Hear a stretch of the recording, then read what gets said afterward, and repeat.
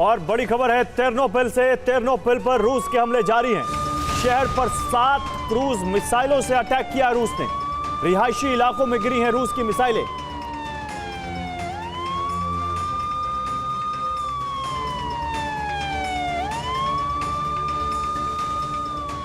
और एक और बड़ी खबर है, तेरनोपिल में कई बहुमंजिला इमारतें तबाह हो गई हैं। सड़कों पर दिखी है भीषण तबाही। 9 क्रूज मिसाइलें इमारतों से टकराई हैं। तेरनोपिल में मौत का आंकड़ा 19 पहुंच गया है। शहर में रेस्क्यू ऑपरेशन जारी कर दिया गया जारी है।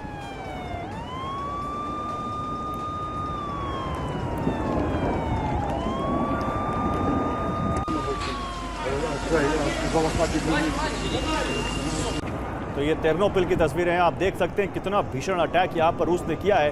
शहर की इमारतें उसकी चपेट में आई हैं और किस तरह से धुआं हो गई हैं। ये इमारतें तबाह हो गई। देखिए,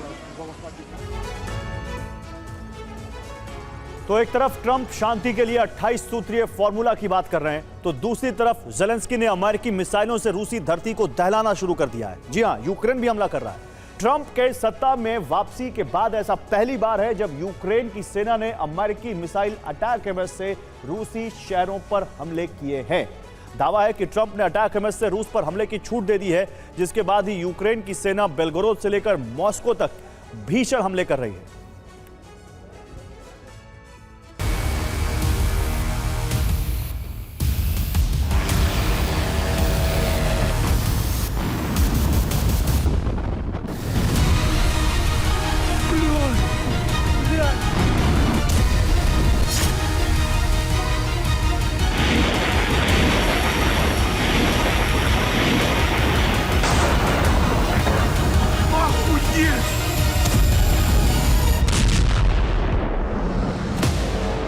सभी बंधन टूट चुके हैं।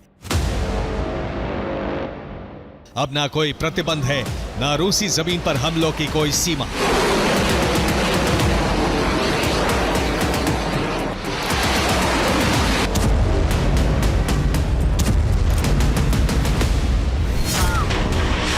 डोनाल्ड ट्रंप के सत्ता में आने के बाद रूसी जमीन पर अटैक एमएस के इस्तेमाल पर प्रतिबंध लगा दिया गया था, लेकिन अब यह प्रतिबंध हट चुका है।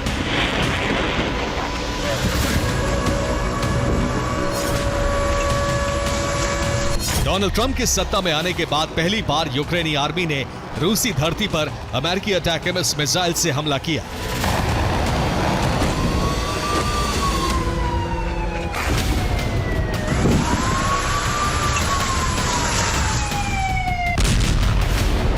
यूक्रेन ने रूस के वोरोनिश और बेलगोरोद शहर पर अटैक एमएस मिसाइल से हमला किया। दावा है यूक्रेन ने करीब 6 मिसाइलें दागी। इन मिसाइलों का टारगेट वोरोनिश और बेलगोरोद शहर में मौजूद थर्मल पावर प्लांट थे। हालांकि रूसी दावों की माने तो सभी अमेरिकी मिसाइलों को हवा में ही तबाह कर दिया गया।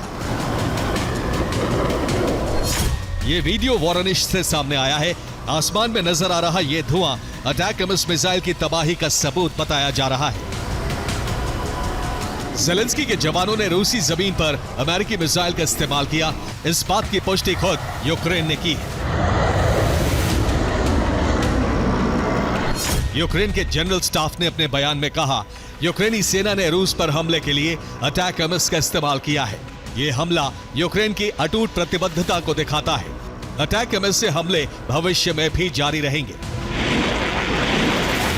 अमेरिकी मिसाइल से हमले की पुष्टि और भविष्य में भी हमले जारी रखने के ऐलान से साफ है, ज़ेलेंस्की को पेंटागन से अटैक एमएस के इस्तेमाल की हरी झंडी मिल चुकी है, जिसकी मांग ज़ेलेंस्की लंबे वक्त से कर रहे थे।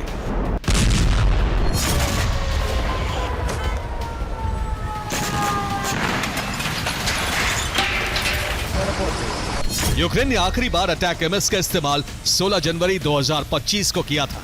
तब यूक्रेन ने बेलगोरोद पर 6 मिसाइलें दागी थी। ट्रंप ने शपथ लेने के बाद अटैक एमएस के इस्तेमाल पर प्रतिबंध लगा दिया था, जिसके बाद यूक्रेन रूसी जमीन पर इन मिसाइलों का इस्तेमाल नहीं कर रहा था। यूक्रेन ने सिर्फ अमेरिकी मिसाइल से ही हमले नहीं किए, बल्कि स्वदेशी HRIM-2 बैलिस्टिक मिसाइल से भी रूसी धरती को दहलाया।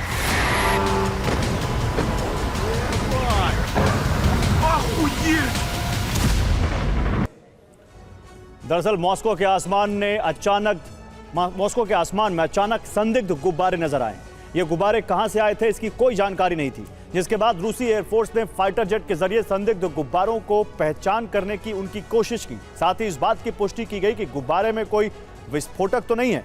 विस्फोटक नहीं होने पर एयर डिफेंस सिस्टम के जरिए गुब्बारों को तबाह कर दिया, लेकिन ये गुब्बारे मॉस्को पर ट्रिपल अटैक का पहला चरण थे। इसके कुछ मिनट बाद ही यूक्रेन ने मॉस्को पर ड्रोन हमले शुरू कर दिए। हालांकि यूक्रेन के सभी ड्रोन्स को रूस के डिफेंस सिस्टम ने तबाह कर दिया, लेकिन मॉस्को पर सबसे भीषण हमला अभी बाकी था। इसके बाद यूक्रेन ने अपनी HRIM-2 बैलिस्टिक मिसाइलों को मॉस्को पर दागा, लेकिन ये मिसाइलें भी मॉस्को के रक्षा कवच को भेदने में नाकामयाब रहीं।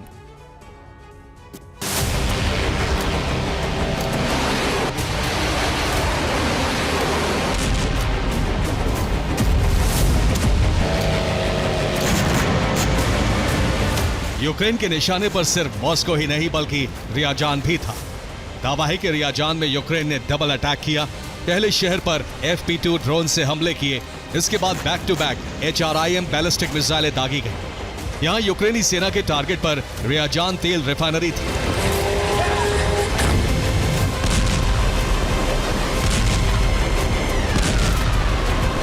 जो 15 नवंबर के बाद से पूरी तरह ठप पड़ी है। रियाजान तेल रिफाइनरी का बंद होना रूस के लिए बड़ा झटका है। राजधानी मॉस्को की तेल आपूर्ति में इसका बड़ा योगदान था। रियाजान रिफाइनरी से मॉस्को की जरूरत का करीब 30% ईंधन सप्लाई होता था। रियाजान तेल रिफाइनरी पर 23 अक्टूबर को सबसे बड़ा ड्रोन हमला किया गया था, जिसके बाद रिफाइनरी के कई यूनिट ने काम करना बंद कर दिया। इसका असर करीब 50% तेल उत्पादन पर पड़ा था। 15 नवंबर को रिफाइनरी की प्रमुख यूनिट भी तबाह कर दी गई, जिसके बाद से रिफाइनरी पर ताला लटका है। अब रूसी इंजीनियर इसे ठीक करने की कोशिश कर रहे हैं, लेकिन यूक्रेन लगातार ड्रोन और मिसाइल हमले कर मरम्मत में बाधा पैदा कर रहा है।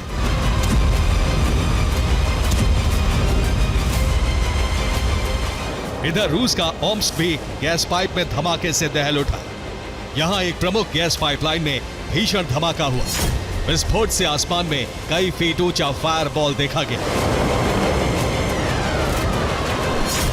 रूस को शक है कि इस धमाके के पीछे यूक्रेनी जासूसों का हाथ हो सकता है। इधर अमेरिकी मिसाइलों से हमले की छूट और यूक्रेन की आक्रामकता से रूसी राष्ट्रपति आग बबूला है। उन्होंने कीव को गंभीर अंजाम भुगतने की धमकी दी है। माना जा रहा है कि पुतिन कीव पर जल थल नभ से हमला कर सकते हैं।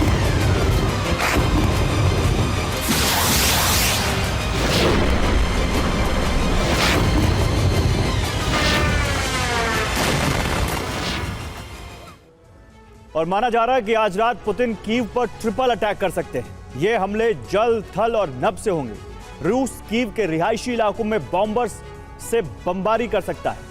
इसके अलावा काला सागर में मौजूद युद्धपोतों से कीव पर हमले किए जा सकते हैं। सिर्फ इतना ही नहीं, पुतिन बेलारूस में मौजूद रूसी सैनिकों को कीव में ग्राउंड ऑपरेशन का आदेश दे सकते हैं। अगर ऐसा होता है तो बेलारूस बॉर्डर से रूसी सैनिक E95 हाईवे के जरिए कीव की तरफ कूच करेंगे।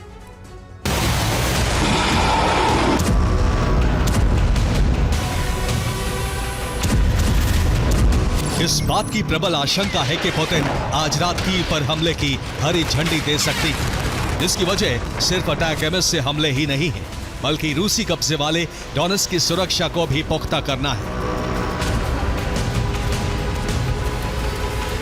बीते 24 घंटे में यूक्रेन ने डोनेट्स्क पर हमले के लिए अटैक MS और HRIM मिसाइल का इस्तेमाल किया है। यूक्रेन ने यहां 2 प्रमुख थर्मल पावर प्लांट को टारगेट किया। यूक्रेन के हमले 100% सटीक रहे। डोनेट्स्क की 65% आबादी की बिजली सप्लाई कट चुकी है। रूस ने डोनेट्स्क के साथ ही पूरे लुहांस्क में भी आपातकाल घोषित कर दिया है।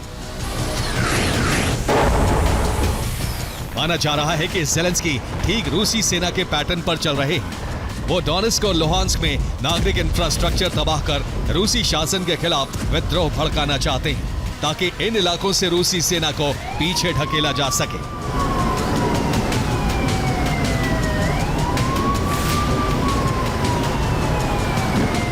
अब प्रबल संभावना है कि पुतिन कीव को दहलाकर ज़ेलेंस्की सेना के डोनेट्स्क मिशन को फेल करने का अभियान छेड़ सकते हैं, और ये अभियान आज रात ही शुरू हो सकता है। Bureau report, TV9 Bharatvarsh.